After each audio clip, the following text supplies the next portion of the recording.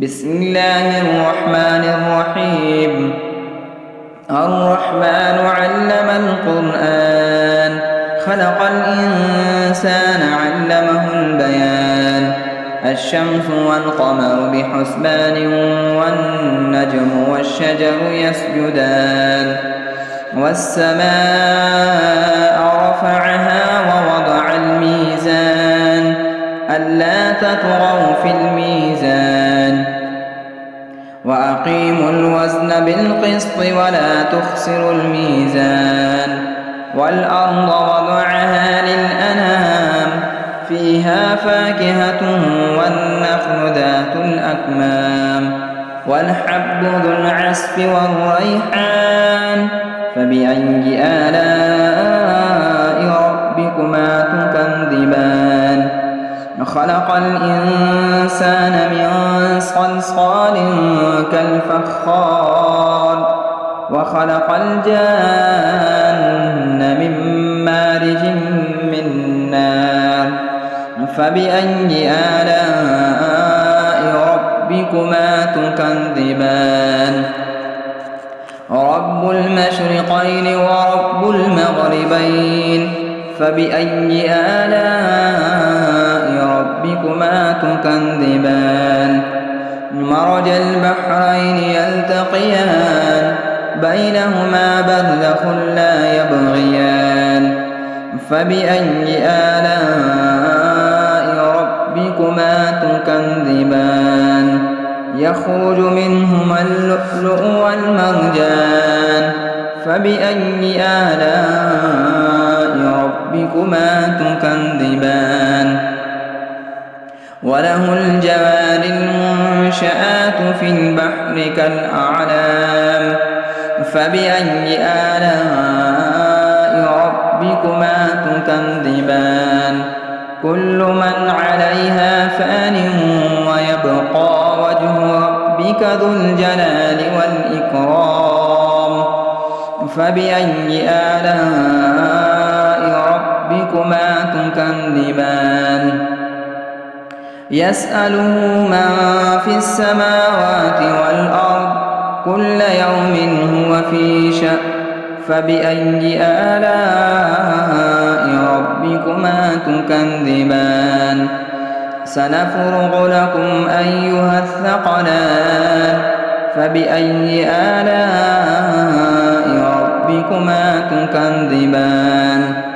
يا معشر الجن والإنس إن استطعتم أن تنفذوا من أقطار السماوات والأرض فانفذوا، لا تنفذون إلا بسلطان.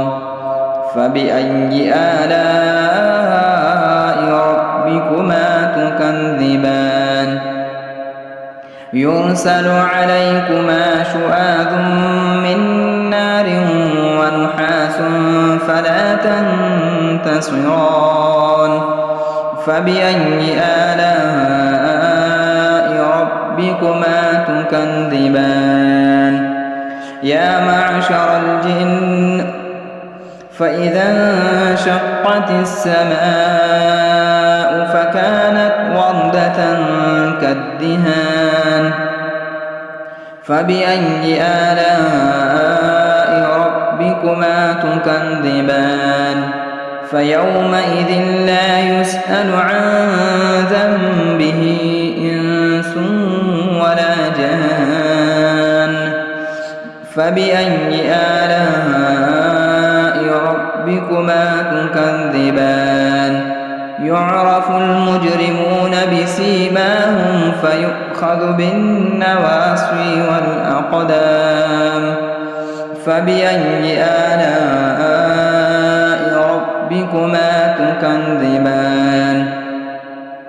هذه جهنم التي يكذب بها المجرمون، يطوفون بينها وبين حميم آن. فبأي آلاء ربكما تكذبان؟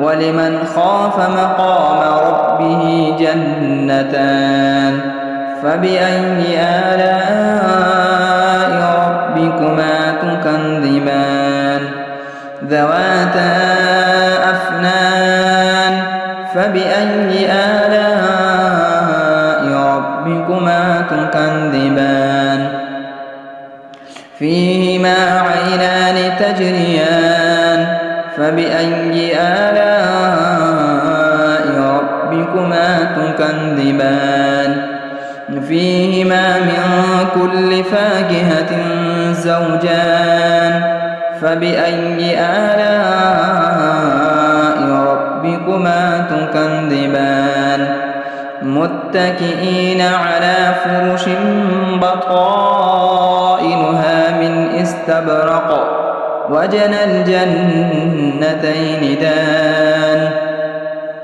فبأي آلاء ربكما تكذبان فيهن قاصرات الطرف لم يطمثهن إنس قبلهم ولا جان فبأي آلاء ربكما تكذبان كأنهن الياقوت والمرجان فبأي آلاء ربكما تكذبان هل جزاء الإحسان إلا الإحسان فبأي آلاء ربكما تكذبان ومن دونهما جنتان فبأي آلاء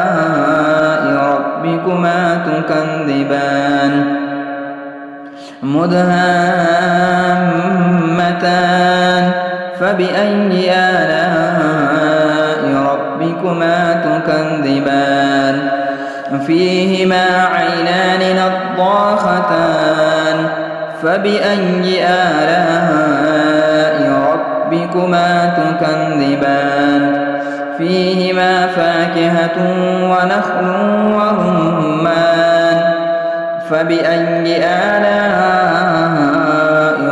ربكما تكذبان فيهن خيرات حسان فبأي آلاء ربكما تكذبان حور مقصورات في الخيام فبأي آلاء ربكما تكذبان لم يطمثهن إنس قبلهم ولا جان فبأي آلاء ربكما تكذبان متكئين على رفرف خضر وعبقري حسان فبأي آلاء ربكما تكذبان تبارك اسم